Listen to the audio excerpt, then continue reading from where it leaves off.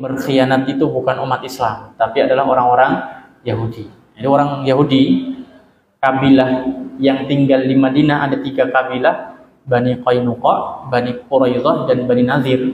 Mereka ini semuanya dulu membuat perjanjian dengan Nabi, yang kita kenal dengan Piagam Madinah. Tapi semuanya 3 kabilah Yahudi ini melanggar perjanjian bersama dengan Nabi. Nah ininya, jadi yang dikenal dengan pembohong, pengkhianat, dan tidak amanah itu memang sudah sejak dahulu itu punya warisan watak yang seperti itu. Bahkan mungkin sampai sekarang warisan-warisan itu masih mereka miliki. Nauzubillah min dzalik. Semoga kita semuanya dijauhkan ya dari sifat-sifat tidak amanah, sifat-sifat yang mengingkari janji dan lain sebagainya. Amin. Singkat cerita hadirin rahimakumullah, pada peristiwa perang Khaybar tersebut, Nabi SAW ingin memberikan liwa. Liwa ini panji perang. Jadi kalau dulu ketika berperang, pasukan itu ada yang diminta untuk membawa panji perang, bendera perang jemaah. Yang ini berarti kan semacam kayak komandannya begitu. Nabi SAW mengatakan, aku akan berikan panji perang ini kepada orang yang mencintai Allah dan Rasulnya dan dicintai Allah dan Rasulnya. Saya ulangi lagi, kata Nabi SAW, aku akan berikan panji perang ini kepada orang yang mencintai Allah dan Rasulnya dan dicintai Allah dan Rasulnya. Kita ini kan mencintai Allah dan Rasulnya, betul nggak Bapak Ibu? Tapi kita nggak tahu apakah Allah juga mencintai kita. Meskipun kita berhusnudzon, semoga Allah pun juga mencintai kita semuanya. Tapi Nabi bersabda, aku akan berikan panji perang ini kepada orang yang sifatnya apa? Cinta kepada Allah, cinta kepada Rasulnya, tapi juga dicintai oleh Allah dan Rasulnya. Kemudian para sahabat, wah, pengen sekali. Siapa yang tidak ingin dicintai Allah dan dicintai Rasulnya, coba? Kalau kita mengaku cinta, ya pasti setiap orang yang beriman itu mengaku cinta kepada Allah dan Rasulnya. Tapi kalau seseorang itu jelas-jelas dicintai Allah dan dicintai Rasulnya, kita semuanya berharap menjadi bagian orang-orang tersebut.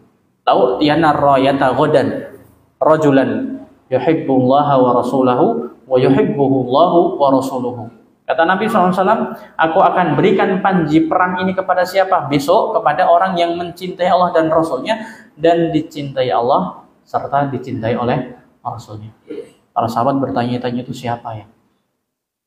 Semoga saya termasuk yang dicintai Allah dan Rasulnya. Semuanya bertanya-tanya dan kepingin untuk menjadi orang yang dicintai Allah dan Rasulnya.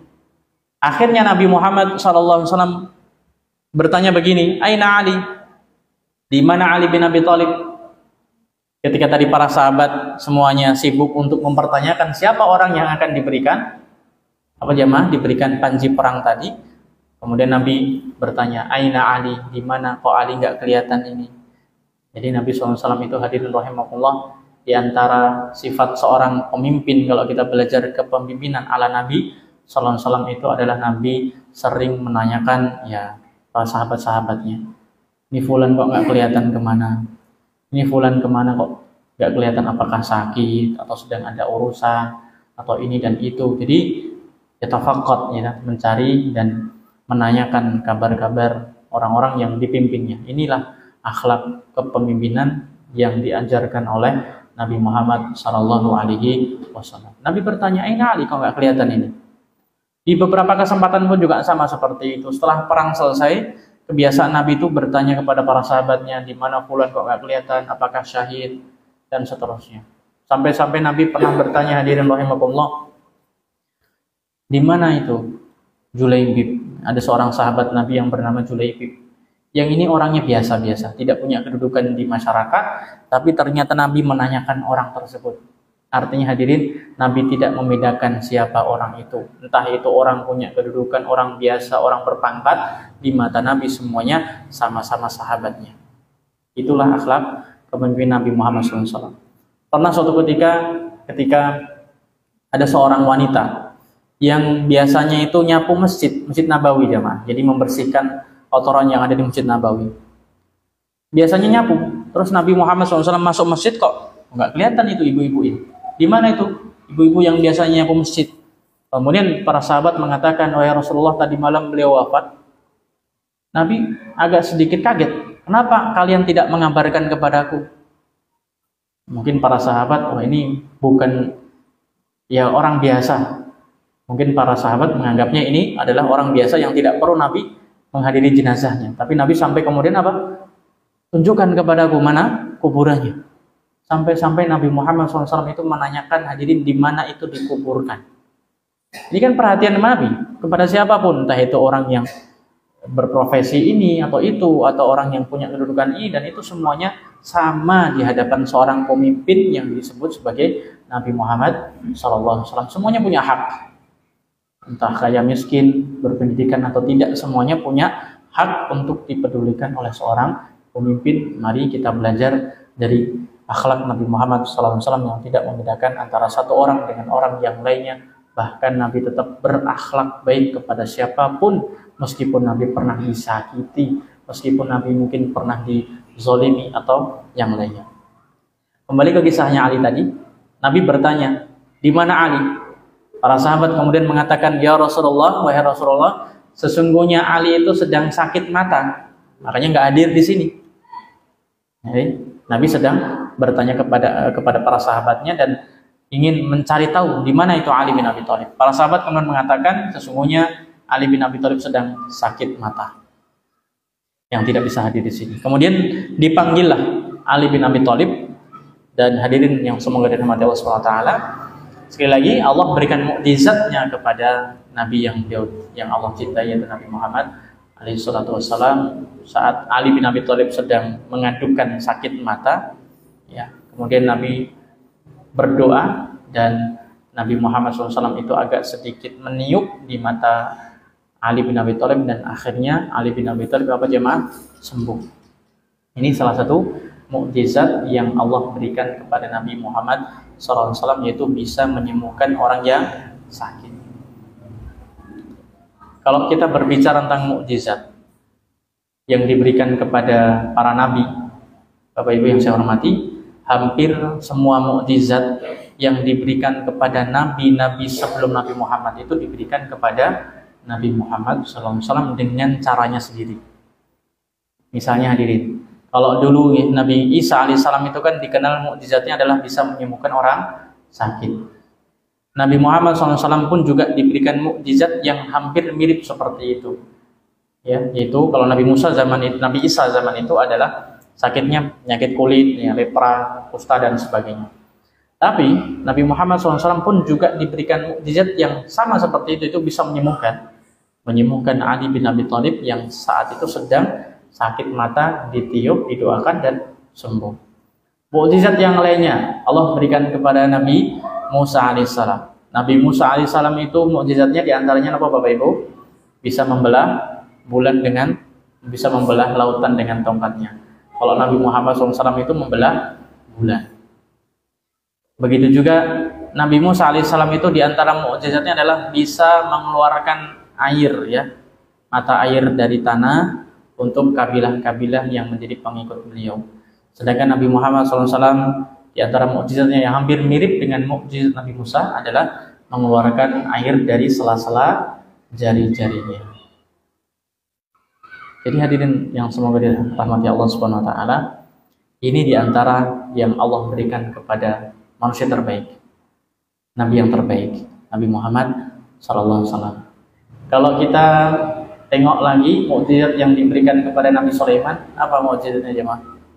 Nabi Sulaiman bisa berbicara dengan hewannya, dengan semut. Nabi Muhammad SAW pun juga bisa mendengarkan suara-suara hewan ataupun bahkan makhluk yang tidak bernyawa. Nabi tahu di Mekah tuh dulu ada batu yang setiap kali lewat, batu itu mengucapkan salam. Artinya Nabi juga mendengarkan bahasa siapa aja, bukan hanya bahasa hewan, tapi bahasa makhluk yang tidak bernyawa, benda mati, tapi tidak, benda mati kan istilah kita jamaah karena tidak bernyawa. Padahal semua benda yang ada di muka bumi ini semuanya bertasbih kepada Allah Azza wa Jalla. Jadi Allah Subhanahu wa taala menciptakan makhluknya itu semuanya bertasbih kepadanya dengan caranya masing-masing. Wa in min syai'in illa yusabbihu bihamdih. Jadi semuanya itu bertasbih kepada Allah. Artinya kalau manusia ini ngeyel semuanya nggak ada yang bertasbih ya mah, dicukupkan dengan makhluk-makhluk yang lain. Jadi kita tidak kemudian merasa, kita tuh hebat ya dan seterusnya. Bukan, Allah hebat itu bukan karena manusia nih. Allah berkuasa itu bukan karena kita semuanya. Tapi memang Allah itu hebat tanpa makhluk sekalipun. Semua ini jemaah, para ulama mengatakan semua benda yang kita lihat itu semuanya bertasbih kepada Allah Azza wa Jalla. Jadi kita tidak berlebihan kalau kita mengatakan bahkan lantai yang kita duduki bertasbih kepada Allah.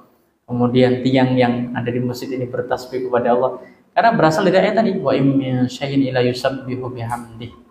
Segala sesuatu tanpa terkecuali semuanya bertasbih memuji Allah Subhanahu wa taala. Kalau kita ini malas untuk memuji Allah Subhanahu wa taala, bertasbih mengagungkan Allah, maka hadirin yang rugi bukanlah Allah, tapi yang rugi adalah kita semuanya. Tadi hadirin terkait dengan mukjizat yang itu bisa menyembuhkan penyakitnya Ali bin Abi Thalib, dan akhirnya Ali bin Abi Thalib sembuh dan Nabi berikan bendera itu atau panji perang itu. Menang hadirin peperangan tersebut ketika dipimpin oleh Ali bin Abi Thalib karena sudah didoakan oleh Nabi SAW. Kemudian ini yang terakhir, insya Allah. Isya jam berapa ini sekarang? 1 menit lagi. Oh lebih 9 jam 19. Oh iya, masih ada waktu. Masih ada satu kisah lagi kita sampaikan. Ini semoga menjadi kisah yang terakhir untuk kita bahas sebelum nanti kita akan membahas tentang wafatnya Ali bin Abi Thalib seperti apa. Kisah yang terakhir hadirin yang semoga dirahmati Allah Subhanahu wa taala, itu pesan yang pernah disampaikan oleh beliau untuk kita semuanya yang terdapat dalam Sahih Bukhari. Beliau Ali bin Abi Thalib pernah memberikan pesan untuk kita semuanya bahwa al-yauma amalun bila hisab wa ghadan hisabun bila amal. Beliau pernah berpesan untuk kita semuanya. Kata Ali bin Abi Thalib, hari ini al-yaum amalun bila hisab, yang bisa kita kerjakan itu hanya beramal, tapi hari ini belum ada perhitungan amal. Hari ini jamaah, sampai nanti kita wafat, itu yang bisa kita kerjakan hanyalah amal, kita hanya beramal. Entah itu dengan sholat, berzikir, bersedekah, silaturahim, kemudian apalagi ibadah-ibadah yang lainnya. Al-yauma amalun bila hisab, tapi hari ini kita tidak dihitung amalnya, belum dihitung karena belum ada perhitungan amal atau al-hisab. Wa ghadan, sedangkan besok ya mas, maksudnya besok itu kapan? Hari kiamat, hisabun bila amal. Besok hari kiamat yang ada hanyalah perhitungan amal, dan sudah tidak ada lagi amal soleh yang bisa kita kerjakan. Kalau kita mungkin kaitkan dengan peristiwa yang belum lama ini jemaah, terkait dengan pilkada misalnya. Ketika pilkada itu kan ada masa coblosan, ada masa perhitungan suara. Saat kita coblosan, itulah istilahnya kita sedang beramal. Di situ kan belum ada perhitungan suara. Orang nyoblos datang, waktunya saya waktunya dari jam 7 sampai jam 1 misalnya nih. Ini permisalan aja. Ya, berarti itu masanya dia untuk melakukan ya pemilihan suara. Tapi nanti setelah itu ditutup, orang mau datang tidak bisa untuk nyoblos karena sekarang sudah waktunya untuk perhitungan suara. Dunia hadirin rahimahullah ibarat kata seperti jam 7 sampai jam 1 siang tadi. Kita bisa beramal soleh semaksimal dan sesuka kita sampai batasnya jam 1 siang. Setelah jam 1 siang, jam 13 lewat 1 menit, sudah tidak ada lagi perhitungan, sudah tidak ada lagi coblosan. Setelah itu hanyalah perhitungan suara. Kalau kita ibaratkan dengan hari kiamat, setelah jam 1 lewat, itu berarti sudah masuknya sekarang fase hisab. Fase perhitungan amal soleh kita. Sudah tidak ada sholat yang bisa kita kerjakan. Sudah tidak ada lagi majelis ilmu yang bisa kita hadiri. Sudah tidak lagi ayat Al-Quran yang bisa kita baca. Sudah tidak lagi orang yang bisa kita ya berikan salam dan sebagainya. Itu sudah selesai. Kalau tadi hari kiamat, berarti hari kiamat setiap manusia itu adalah kematiannya.